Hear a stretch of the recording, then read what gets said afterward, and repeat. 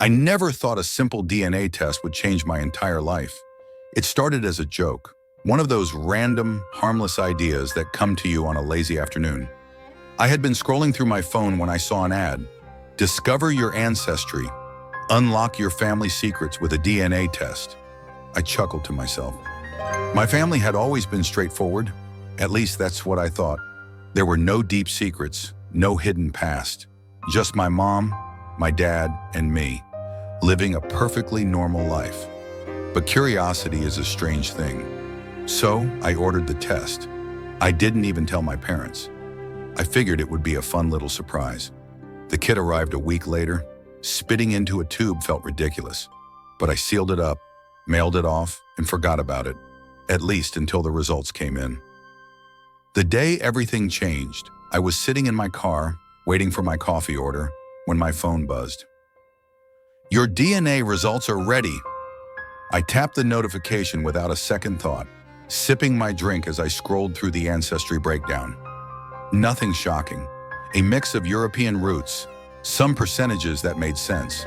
But then, I saw the parent-child relationship section, and I froze, because right there, in bold letters, was a result that made my stomach drop. Parental match, 0%. I blinked, read it again. My parents weren't my biological parents? The coffee cup slipped from my fingers, splashing over my jeans, but I barely noticed. My hands shook as I refreshed the page, convinced it was a mistake. But it wasn't. The people who had raised me, who had loved me, were not my real parents. I felt like the ground had disappeared beneath me. Who the hell was I? Who the hell were they? And if they weren't my real parents, then who was? I needed answers, and I needed them now. I threw the car into gear and sped home, my heart pounding, because in the span of a single second, my entire life had become a lie. The drive home felt like a blur, my thoughts spiraling so fast I could barely keep my hands steady on the wheel. The houses, the streetlights, the people walking on the sidewalk, none of it felt real. My heart slammed against my ribs, a wild drumbeat of panic and disbelief. By the time I pulled into my parents' driveway, my breathing was ragged. I sat there for a moment, gripping the steering wheel, trying to convince myself this was just some kind of mistake, some kind of technical error. But deep down, I knew the truth. DNA doesn't lie. I shoved the car door open and stormed into the house, my footsteps heavy against the hardwood floor. My mom was in the kitchen, humming softly as she stirred a pot of soup. The smell of warm spices filled the air, but it suddenly felt wrong. This wasn't my home. These weren't my parents. "Mom," I said, my voice hoarse. She turned, smiling, but the second she saw my face, the smile faded. "Sweetheart, what's wrong?" I hesitated for half a second, but then I couldn't hold it in. "I took a DNA test," I blurted out, "and it says you and Dad aren't my biological parents." Silence. The wooden spoon in her hand clattered to the floor, her face drained of color. And in that moment, I knew. She already knew the truth. A chill ran down my spine. My own mother, the woman I trusted more than anyone in the world, had been keeping something from me. "Say something," I demanded, my voice cracking. Her hands trembled as she gripped the edge of the counter. Where did you get that test?" "That's what you care about," I snapped. "Not the fact that I just found out my entire life is a lie?" She swallowed hard, tears welling in her eyes. She stopped, looked away. I felt like screaming. "Mom, just tell me the truth. Am I adopted?" She flinched, the reaction so small, so brief, but enough. I took a step back, my whole body cold. "Oh my God," I whispered. "I am, aren't I?" Tears finally spilled down her cheeks. "It's not that simple." My head spun. "It's literally that simple. You raised me knowing I wasn't yours and you never told me?" She reached for me, but I jerked away. That's when I heard a footstep behind me. I turned, and there was my dad standing in the doorway, his face pale, his eyes filled with something I couldn't read. But one thing was clear. He had heard everything. And for the first time in my life, I was afraid of what he was about to say. The room felt like it had shrunk. The air was thick, suffocating, as my father stood there, his face pale, his jaw tight. My mother wouldn't meet my eyes, but he did, and the look in his gaze sent a cold chill through me. "Tell me the truth," I demanded, my voice hoarse. "Am I adopted?" My father inhaled sharply, his fists clenching at his sides. For a split second, I thought he would deny it, that he would lie just like my mother had. But instead, he did something far worse. He closed his eyes, and when he opened them again, there was something broken inside him. "You weren't supposed to find out like this," he whispered. The world tilted. My knees felt weak. "So it's true," I said, my voice barely above a whisper. "You're not my real parents." My mother sobbed. My father took a slow step forward. "Listen to me, son. It's not what you think." I stepped back. "Then what is it?" My heart pounded in my chest. What the hell am I supposed to think? That I've been lied to for my entire life? That you raised me, loved me, and never once thought I deserved the truth? My mother broke down completely, covering her face with her hands. My father remained silent, his face tight as if holding back something even worse. "You don't understand," he said finally, his voice strained. "Then make me understand," I yelled. The silence stretched. My mother wept. My father hesitated. Then in a voice that didn't even sound like his own, he said, "You weren't adopted." My breath caught in my throat. My mind struggled to process his words. I blinked. "What?" My mother sobbed harder. My father looked down, his shoulders shaking. "You weren't adopted," he repeated, his voice barely above a whisper. "You were taken." The room spun. The walls closed in. The floor vanished beneath me. "What do you mean, taken?" My voice came out broken. My father lifted his head, and for the first time in my life, I saw guilt. Deep, dark, suffocating guilt. His lips parted, and then, in a voice that would haunt me forever, he whispered, "You weren't supposed to be ours, but we kept you anyway." I staggered back. My heart pounded in my chest like a drum of war. This wasn't just a lie. This was something far worse. This was a stolen life, and I was the stolen child. The words hung in the air like a thunderstorm about to break. "You weren't supposed to be ours, but we kept you anyway." I couldn't breathe. My chest tightened, my vision blurred, and the walls of the home I had known my entire life suddenly felt like a prison. I stumbled back, gripping the edge of the dining table as my father's confession ripped through me like a blade. "You kept me?" My voice shook. "What the hell does that even mean?" My mother's sobs grew louder, her entire body trembling. But I didn't care about her tears, I cared about the truth. My father sighed, running a hand down his face. He looked tired, defeated, like a man who had carried a dark secret for far too long. "I don't expect you to understand," he muttered. I let out a bitter, hollow laugh. "Understand? You just admitted that I was never supposed to be your son. That means my real parents are out there somewhere, wondering where the hell I am. And you expect me to just, what?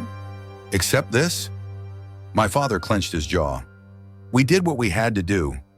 Something inside me snapped. "You stole me, didn't you?" Silence. A cold, unforgiving silence. My mother let out a choked sob. My father looked away. And that's when I knew. This wasn't just a hidden adoption. This wasn't some family secret swept under the rug. This was a crime. "Tell me everything," I demanded. My voice was no longer shaking.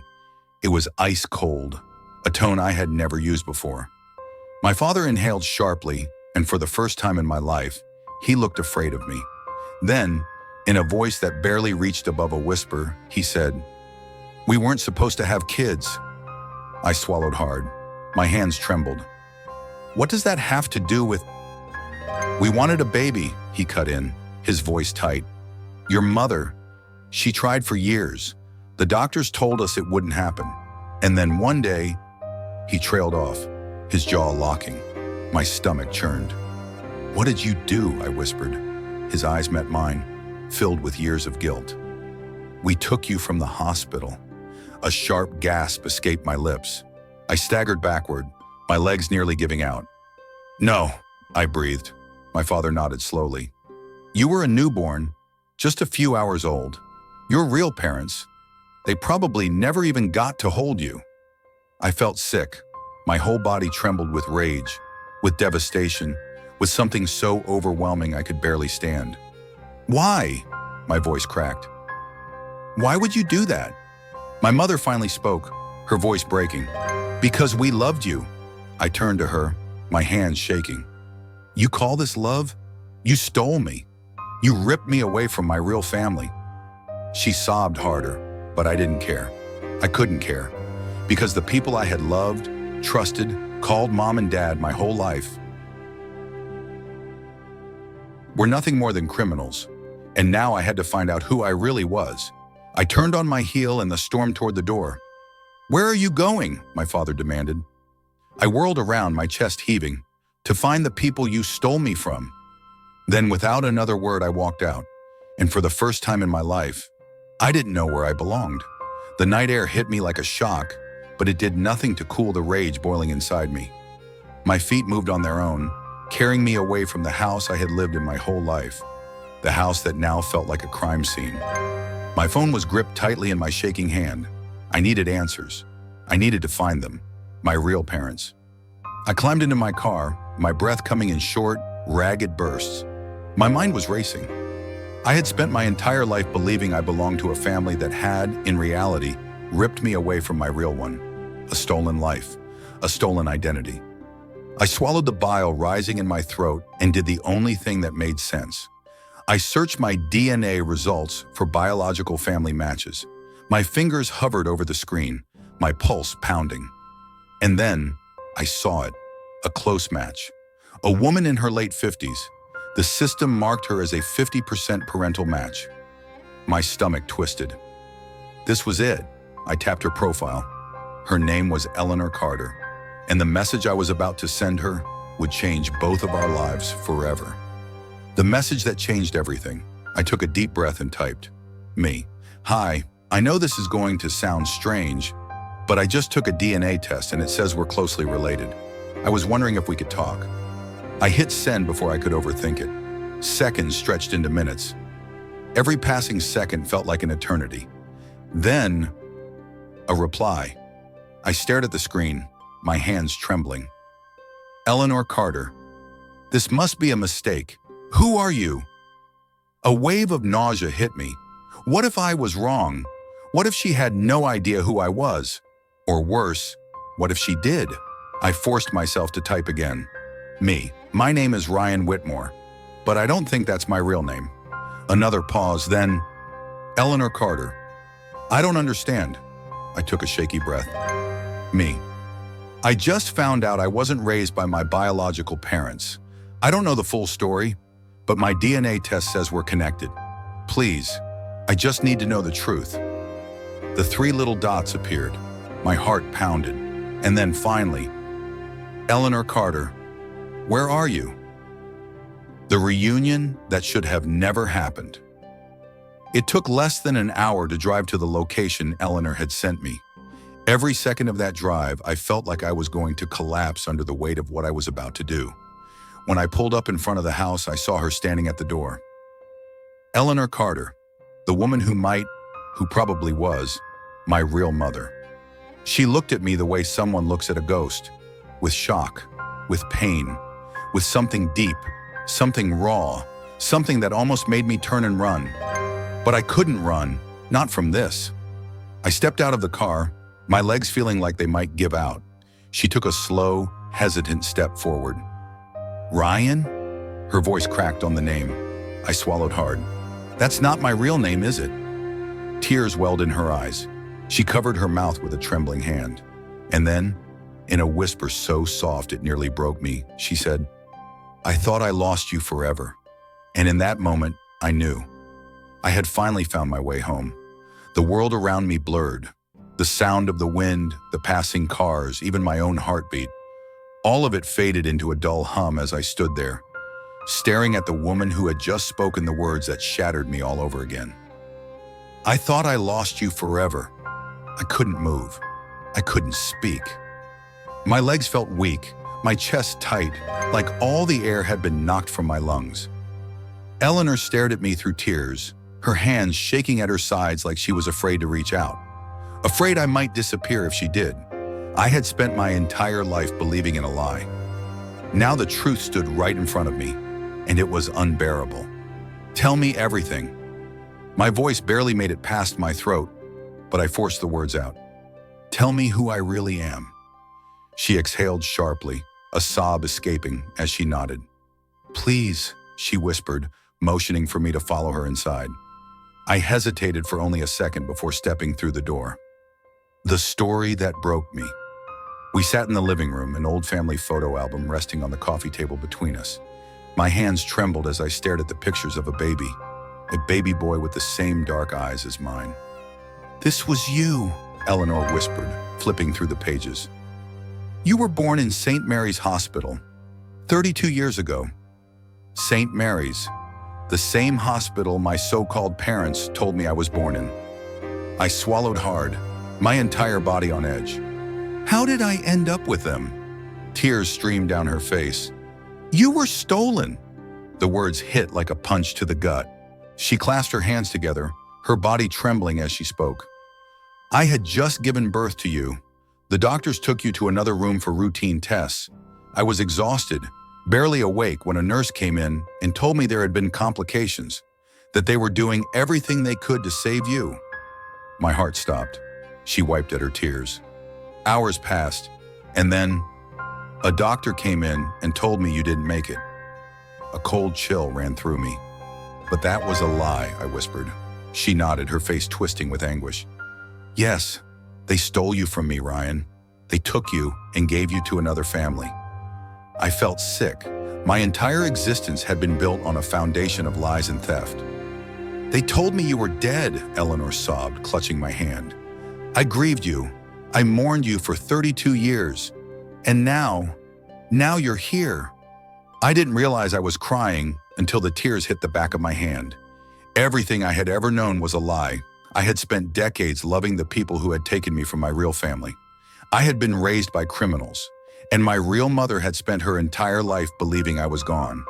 I didn't know what to say. I didn't know what to feel. All I knew was that I could never go back. I wasn't the same person anymore. I had spent my entire life believing I was Ryan Whitmore. But Ryan Whitmore was a lie. I was someone else, someone who had been stolen, someone who had finally found his way home. Eleanor reached for my hands, her touch gentle, hesitant. I know this is a lot, she whispered, and I don't expect you to forgive what happened overnight. But please, stay. Let me get to know you. Let me show you who you were meant to be. I looked at her, the mother I had never known. And for the first time in my life, I didn't feel like I was running away from the truth. I was walking toward it.